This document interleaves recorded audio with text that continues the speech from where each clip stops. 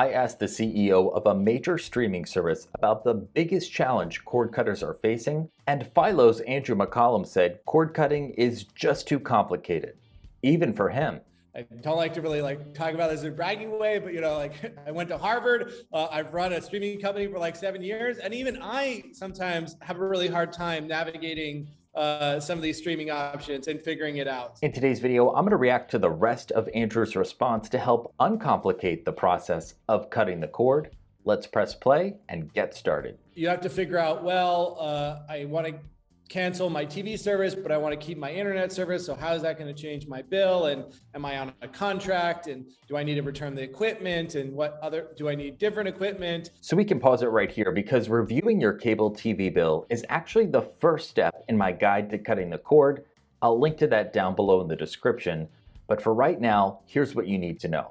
If you have cable and internet bundled together, call your provider and ask for the internet-only price. Make sure you are not under contract because that way you will not pay an early termination fee. Most people in my YouTube community pay $50 to $75 a month for an internet plan.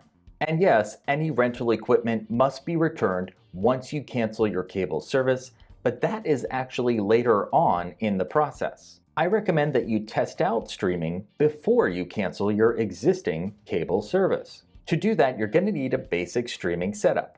I've got my recommendations, but let's hear first from Andrew.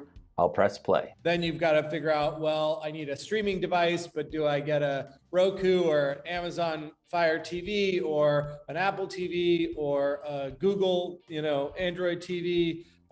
Then you're like, okay, if I get the device, I have to connect it to my Wi-Fi. Since we're talking about equipment, this is where a lot of people get overwhelmed, but you do not need to be a tech expert to cut the cord. This is what a basic streaming setup requires: a TV set, a streaming device, an internet connection, and then your streaming subscriptions. If you have a smart TV, a streaming device isn't 100% necessary because popular streaming apps are pre-installed or available for download, although you may prefer a streaming device for a better user experience. And if you do not have a smart TV, it's simple, you will need a streaming device. The question then becomes, which one? Andrew listed a number of brands, but I really like Roku devices for first-time streamers because of the simple interface. Roku Express 4K Plus is a good budget option to get you started. You only pay for the device, there is no recurring subscription cost. I've got a video that shows how to install a Roku. You simply plug the device into the HDMI port on the back of your TV set, and then follow the on-screen instructions to connect to your home Wi-Fi.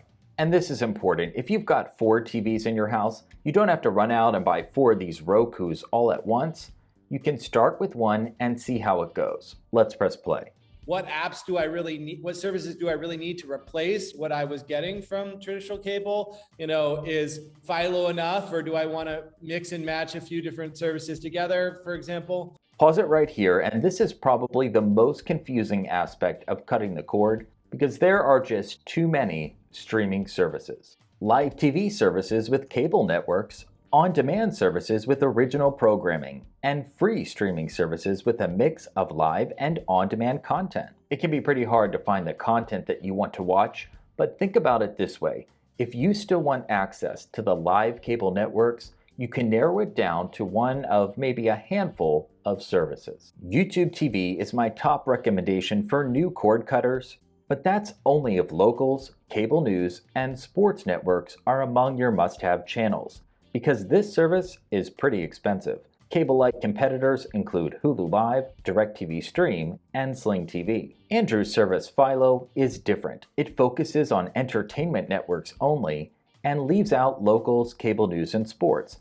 That is why it's one of the more affordable options. On-demand services like Netflix, HBO Max, and the Disney Bundle do not offer cable channels, but they do have lots of shows and movies, including original programming. And to maximize your savings, explore free streaming services like Pluto TV that are supported by advertising. Pluto, as well as services like the Roku channel and Tubi, offer a mix of live and on-demand streaming. People who watch a lot of sports and cable news are most likely to want one of those more expensive live TV streaming services, as well as people who cannot pick up local stations with an antenna. And if that sounds like you, I typically recommend YouTube TV paired with a Roku device. You can sign up for a free trial of a service like YouTube TV and test it out while you are still paying for your cable service. And if you're satisfied, you can call up your cable company, downgrade to internet only, and then return your cable equipment. Just remember that cutting the cord is a process. You may start with YouTube TV and a Roku, then decide to switch to another live TV service or drop live TV altogether for cheaper options.